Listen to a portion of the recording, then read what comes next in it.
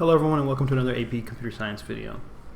So in our last video we kind of had a generic discussion of what classes are and we talked about the three main categories, and I'll show my notes real quick, of classes: main classes, utility classes, and data classes. And we've already seen main classes. That's just the idea of a class that contains a main method. Right? Utility classes are classes that have mostly functionalities, sometimes data, that's related but just does something for us. It's helpful in doing work. So the math class is a very helpful utility class, and there are a few other ones that we haven't seen but that we might eventually see that are helpful in terms of that let us utilize certain functionalities that are common in programming. And the last one, which is the one that's more important to object-oriented design, is data classes. Classes that represent things. They're going to be blueprints to things that we want to meaningfully represent in a computer system. And then we talked about, well, what do all these blueprints, all these classes have in common? And today in our example, we're going to see these things constructed and written in code. But the attributes are data, the ability to construct one of these things, and we've actually used constructors, so we'll see kind of the example that we've been using, whether we knew exactly. And I know we've seen this word before, but we'll see explicitly how it's used and how it's made. And then methods. And again, we've made independent methods, but we're going to see categories of methods that are very specific to data classes and how they relate to maintaining data, keeping data together under this blueprint. And so we'll keep in mind, and I'll come back to the analogy of if a class is a blueprint, the analogy is, well, we might have a blueprint to a house. The class is the blueprint, the house is going to be the object, the thing that we actually make. And so when we make a class, the first half of the work, the design hat when we put it on, is the drawing of the blueprint. And then when we go to a main class, we might construct individual objects of those blueprints or those classes, and that will be the second half of our analogy, which would be someone goes and constructs a house. And that's the idea that we're going to have. So we'll keep these things in mind as we go through our example. I'm going to make a new package in our notes. So I'm going to say new Java package, and I'm going to call it class design because we're going to do a lot of building of classes. And again, they may not seem related because they represent different things, but they're all under the topic of creating classes that mean or represent things. So we'll call our package class design.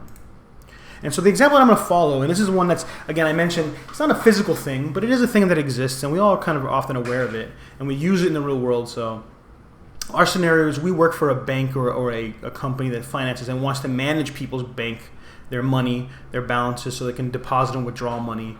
Maybe they get paid every 2 weeks and we want to let them deposit their money. And then they may take out money or use debit cards to buy things and withdraw money, or go to an ATM and things like that.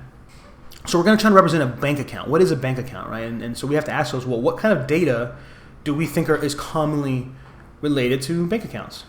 And I think that hopefully we all will agree that the most important thing is some amount of money, a balance of money. But there might be other features that bank accounts are important, so we'll talk about some of those as we go. So let's make a class, and we're going to make a new class. And this time around, when we give it a name, often all the names I've given have been kind of silly and arbitrary. I've said, string stuff or with loops or examples like that. Here, when we write our class name, what we should do is we think about, the standard is, if you're describing something, it's going to be a thing, then give a singular noun that represents that thing. So I'm going to call it bank account or account. I mean, any of those could be acceptable, but I'm going to say bank account. And we follow the standard of class names are all capitalized, right? We're not going to call this something that doesn't, that's part of a bank account, but we should describe the entire name. And so bank account, I think, is a good choice for us. So bank account. Right? And so what is a bank account? We're going to have to get into those things, and we'll write our different sections as we go along. We're not going to make a main method because this is not, the purpose of this class is not to just run some code, but to plan out functionalities and relate data to one another. And then eventually we'll be able to construct many bank accounts, and we'll be able to play with them and see, oh, well, this one has this much money, and another one has a different amount of money, and so on and so forth. So the first thing we talked about was the attributes or data values or variables that represent information in our bank account. And so when we write our data, what we're going to do is we're going to declare variables, but it's going to be a little bit different from before. And the terminology we're going to use, I say attributes, and you might hear that term attributes or values or content that a class has, but the Java term, or we're going to call instance variables. And we'll talk about why the word instance is used in particular Because variables, we've already heard the word, and we know that just means something that can change and holds data, but instance is one that's very specific to class design and why that is the case, right? So holds the data of the class, right? So the idea is going to be if a blueprint is the description of how a thing is going to be built or work, so for example, our house, right? It has the walls and where the doors are. Instance variables are the things that are connected. So in our blueprint, there is maybe a wall, a drawing of a line that has a width and a height, and that represents the wall. And there's a door that has a little picture. And if you've ever seen a blueprint, you might see the little swinging arch that tells you which direction the door swings. And again, that's a blueprint. It's a plan. We know the house will have doors, but we don't really have the doors with us. We just have a drawing. And so instance variables, when we create the variables, what we're saying is that we're going to have this information. We're going to hold it under these particular names. And what the reason they're called instance variables is because the claim is, if you have one blueprint, can you only build one house? The answer is no. If I have a blueprint, I can build many houses that have the exact same structure. The idea of a blueprint is to be able to manufacture something at the same style and look and behavior with only having one design plan. And so classes are exactly that. They're the plan for what one of these things will be, but there may be many of them at some point in the future. And every single instance, every specific one, in our case maybe specific bank accounts, will have these same attributes, these same values. So if we're going to represent the amount of money in a bank account, we'll call it the balance, let's say, then when we make multiple bank accounts, each will have its own balance. And they will be distinct from one another. As opposed to the blueprint where we say there's only one balance variable, but what we mean is every bank account that is created in RAM will eventually have their own copy. They have their own balance. And they may or may not have the same values. Two bank accounts having the same amount of money does not imply they are the same bank account, right? Because two people in a bank could easily both have, $1,000 in their checking account or their account. What makes them unique is the fact that one in a bank is that they're in different locations in RAM, and that there are different people that own them. And even that is not necessarily true, because one person could own two accounts, and those two accounts could have the same balances, but they would still be individual accounts. And so when we say instance variables, we're saying these are variables that every object that is constructed from this blueprint, this class, will have their own set of these variables. So that's the idea that we're coming from in this case. And so let's go ahead and make our instance variables. It's very, very simple to do. There's only one extra thing that we need to do, so I'm going to put our format just so we have a sense of what it's going to look like. And so now, normally a variable declaration is just the data type and the name. But for instance variables, we're going to add one extra feature, and we've already mentioned this feature before, and this is the access modifier. When we create our blueprints, we have to ask ourselves constantly, who is going to be allowed to edit this information? Who is going to be allowed to assign values to variables, or look at variables, or change the variables, or do anything with them? And so just like with methods, we said access modifiers tell us, well, who's allowed, and we've only seen one keyword, public, meaning that anyone is allowed. But that is not the only option we have. We're going to see that there is another option, and it's one that is always used or almost always used for our instance variables in our classes. So after our access modifier is our data type, and then the name of the variable. So I'll say variable name. And there's our semicolon, but it is a declaration. Right? So for example, we said that all bank accounts will have a balance. First, before we do our access modifier, let's say, well, what type would be good for a balance? We know it's going to be currency. So even though, strictly speaking, doubles are not the best choice for currency, for our purposes, it'll be good enough. So we'll choose double as our data type. And then I think balance is a good name because it's clear about what it means, and most people know what that balance means, the amount of money in the account. But now in front of these, we're going to add our access modifier. And so the rule is going to be, when it comes to instance variables, and this is both a technical thing and a security thing, that we don't want other classes, other pieces of code, directly manipulating these variables, instance variables, without the permission or control of the class. And to enforce this, we can use the compiler to say, hey, can you use these data values directly? And the compiler will say no or yes based on the access modifier. We're going to use a second access modifier called private. So we're going to add the word private in front of our instance variables. And so I'm going to put some notes because according to the AP exam, and this is a standard in Java, there's very rarely an occasion when you would ever make an instance variable not private. So almost always instance variables should be private. And the AP exam, their rule is all instance variables must always be private. So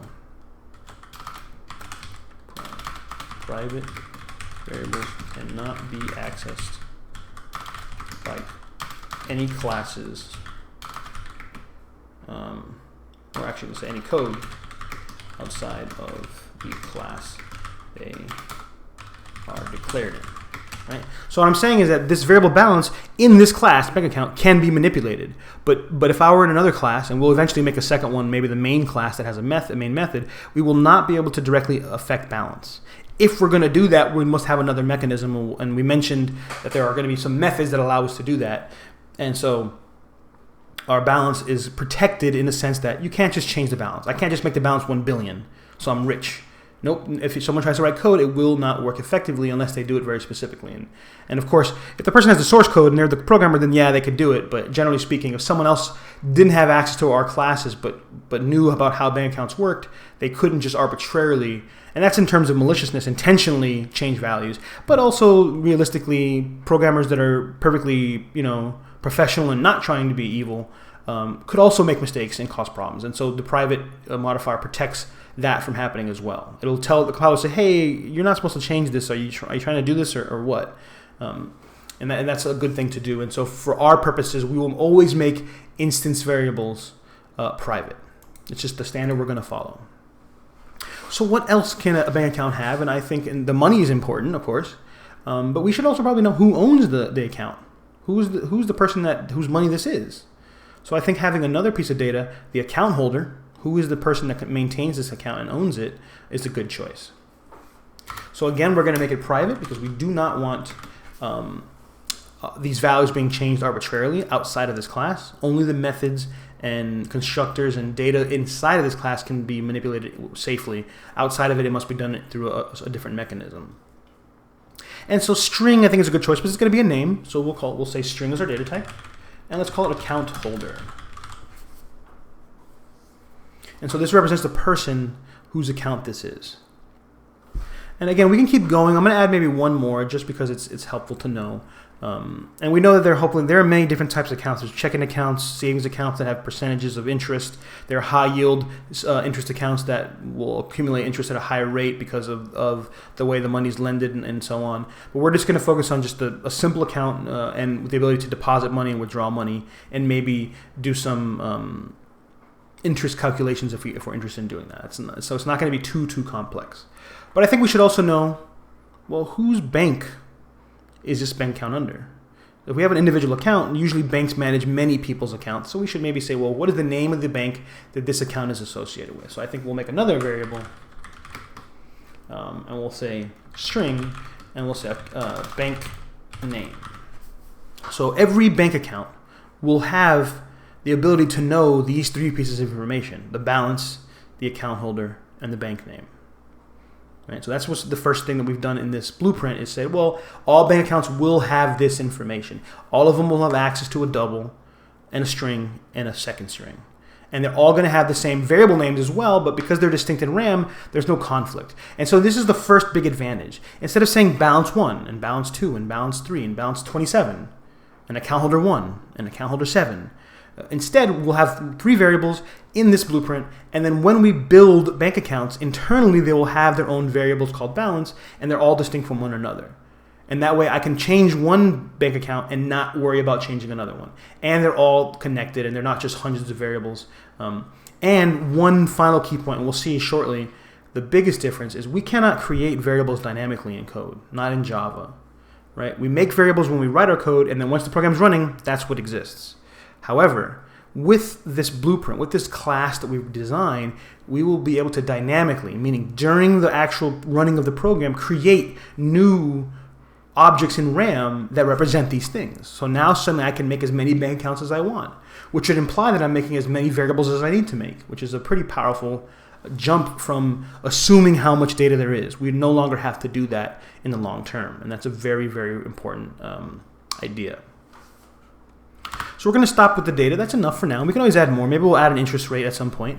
But let's go ahead and say, well, what's the next step? The next thing that we had talked about was, well, after our data, we need something called a constructor. How do we make one of these things in our system, right? If the blueprint is written and drawn, how do we start the process of building the actual house? How do we make it happen? And so here, how are we going to be able to make one of these bank accounts? And so constructors are basically methods that do this for us, but they're written in a way that's slightly different. And it's actually, thankfully, very easy to remember how to make a constructor because it's always the same as the name of the class. And so that's a kind of a convenient thing to know. So our constructor is going to be related to bank account. And we've done this already. We've used constructors whether we saw it or not. And I know that I used a word, but when we created scanners, we used that keyword new, and then we said scanner. We said scanner KB equals new scanner. That was the construction of a scanner. We said, hey, can you make this connection to the console when the program begins? And we're going to essentially do the same thing here. We're going to say, hey, when you're ready, can you make one of these bank accounts in this particular fashion? And so we're going to go ahead and put some notes. We'll say constructors are special methods that ask the computer to find enough RAM to hold the instance variable data. That's one thing that they do, and constructors are also typically, also typically aim to give initial values to the instance variables. So it's kind of a twofold job. One is to say, can you find the RAM to actually hold or create a bank account? And two, can you fill in some of these variables with some content? So what is the initial balance? Who is the initial account holder? What is the initial bank name? All right, and so when we construct a bank account, hopefully we'll be able to have that information and use it in some meaningful way. And so now let's build a constructor. And the format for a constructor is pretty easy. We're going to say our access modifier because, again, most functionality from now on, we have to know who's allowed to use it. And thankfully, constructors are almost always public because we want people to be able to make bank accounts or make cars or whatever it is we're designing. And then class name, and then parentheses and a parameter list. So these are essentially methods, right? Methods have an access modifier, a return type, a method name, and then parameter lists. But so the constructor is essentially the same, but there is no return type. And I say that very loosely because the reality is there is something returned. It is the address of the RAM that was found that's going to hold that information, that space for all the data that the object happens to have. And so this is a good idea for us to be able to work with. So let's go ahead and make a constructor. And what I'll say is you can make as many constructors as you like. So I'll go ahead and say class can have one or more constructors as long as the parameter lists are unique. So we have the ability to make as many constructors as we like, and what that suggests is that we can let the users of our blueprint start up the object in many different ways. So maybe you don't want them to give us a balance, so we just assume that they have $0 when they begin. Or maybe they don't know who the owner is when we create the account and then we fill it in later. Or maybe we don't associate the account with the bank until much later. And so we might be able to make different constructors that have different starting points, but they all have the same goal to find the RAM and fill in values. And the only restriction is that in order to make unique constructors, they must, because they all have the same class name, they must have unique parameter lists. So we're going to see one right now. We're going to do the first type, which is a very common thing to have, and it's almost always necessary and convenient to have. This is called a default constructor, a constructor that has no parameters.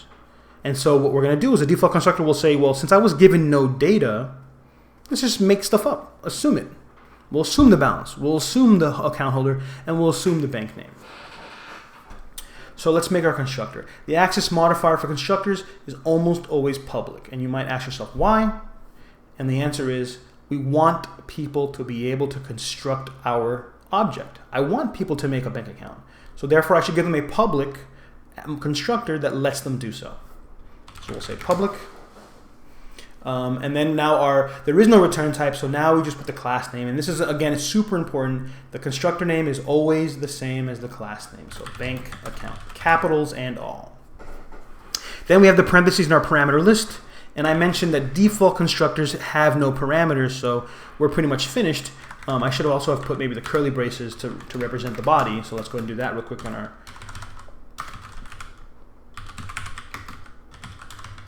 And there's our body. And so the same thing will apply here, we'll say. And there it is. And notice there's no errors, there's no return type, but we are saying, hey, with this, you will find enough RAM to make space for these variables, and then that's all we're doing for now, but we should hopefully write some code that will fill in these values. And again, so I'll say a default constructor has no parameters. And so at a minimum, a default constructor, even though it looks empty, what it at least does for us is it makes the space for these variables, but then leaves them with default values. All types have some default value. For doubles, the default is a 0 value, or 0.0 as a double. For strings and other objects, we're going to use the type, it's going to be a very special keyword called null, and it basically means a reference to nowhere in RAM, which is dangerous on its own, but we can see how we can protect against that kind of thing. Booleans have false default values. Integers have zeros. Chars, I believe, also have null values. I'm not 100% sure what the default char is. But most data types have some default value. Floats have 0.0 and things like that. So what we're going to do is let's initialize these things. So again, if they didn't tell us how much money they have, let's pick a reasonable number. Let's say, you know what? If you make one of these bank accounts and you don't tell us how much money it has $0 to begin with. That's a decision. It's not something that must be the case. It's just, I'm going to do that. And then if you don't tell us the account holder, let's just assume that it's a generic name. I know typically in the United States that the generic names for men and women, or if you don't know who they are, is John Doe and Jane Doe. We could put names like that. We could put our own name if we like, or we can just put something even more vague, and I'll maybe put something like generic person, right? So if you don't tell us who the holder is, the default constructor will just fill it in with this text, because I chose it as the programmer to do that. And again, it's a matter of design. Do you think it's important to have default values? Do you think it's important that they have some unique name, right? And then the last one, same with the bank account. So we'll say bank name. If you didn't tell us the default name, let's just assume that it's something like generic bank. And again, the values I'm giving them are arbitrary. Could I have given it a balance of $100? Sure. Because I think realistically, you probably can't make an account without at least putting a few dollars in, maybe like $5 or something, depending on which bank you go to. And so there's our default constructor. And now let's make one more constructor just to show that we can do a separate constructor and recognize the difference between them. So same thing. I want people to be able to use the second constructor, so we're going to make it public. The constructor always has the same name as the class, so again, bank account. And now I'm going to do this on purpose briefly. I'm going to leave it empty, and we'll see the error. It says, constructor bank account is already defined. It says, hey, there's already a constructor that has no parameters. You can't rewrite it, and there it is. And so if I'm going to make another constructor, I must give it a unique parameter list. Well, let's make one that takes in all three pieces of information. So just like a method, we can pass in data, and then the variables that we create as parameters are temporary, and we can use them to store information. So let's go ahead and do that. Let's say, well, maybe they'll give us an initial balance, and I'll call it BAL, right? Do I know what number it's going to be? No, not from this perspective, but I know they will give me a double that's supposed to represent the default balance. Maybe they'll also give me the name of the holder, so I'll just call it holder. So whoever the owner is, that's what their name is going to be. I don't know what it is, but I'll just keep track of it. And then similarly, we'll say, I don't know which bank they go to, but we'll just assume that they give us that information. And so now notice there's no problem. There are two constructors. One of these takes no data. One of these takes 3 pieces of data. And now, if the goal is the same, then we should do something similar. The goal is to fill in the instance variables. Then we should probably initialize the values. But now what's different is the balance is not 0, it's whatever they told me. So I'm just going to copy the content that they gave me. Now, do I know what BAL was from this perspective, from this design point of view? No. My blueprint says, hey, they're going to give me a double. Remember that number. Do we know what it is now? No, but when we actually run the program that builds the bank account, which calls the constructor, they will give us an actual double value. And then similarly, we don't know what the name or string is for the account holder, but we're just going to remember it. And last but not least, the same with the bank name. We don't know what name they're going to give us, but they're going to give us a string. So we'll just remember it. And so across the board, we're not seeing any particular values, only in the default because we made them up. But here, I don't know what the balance is. I don't know who the holder is or who the bank is, but they do, whoever called the constructor, and they'll fill it in, and I will remember it. And so something that we should kind of be aware of, the reason this is functional and able to be done is because the instance variables, notice, were not made inside the constructors. They were declared with their data types in the class, which implies that they are accessible throughout every single method. The scope of the variables is the top level braces of the entire class, right? As opposed to, for example, these three, they only exist through the scope of the method because they are local parameters. And so once this method is over, this constructor, they don't exist. And that's where we have to copy the content, so that way we can actually keep it for long term. And so we have our two constructors, and we could make more. We could maybe make a constructor that only takes in the balance and assumes the holder and assumes the bank. Or we could take in the owner and the bank, and then assume a balance of 0 if we wanted to, or some other number. The idea is that we can arbitrarily make as many constructors as we like, as long as they do not conflict in their parameter lists, right? So I'm going to stop the video here. I know it's still kind of, well, what is really happening? What is all this doing for us? And right now the answer is nothing. So in our next video, we will actually take off that design hat temporarily and switch to the user hat, and we will construct bank accounts. And we'll do this for two reasons. One, to show how a constructor is used, though we may kind of have a sense of that already because we did it with scanners, and to prove that this private instance variable stuff does in fact stop us from accessing this content. And that's a pretty big deal. And so we'll see that in the next video, and we'll continue from there. So I'll see you in the next video.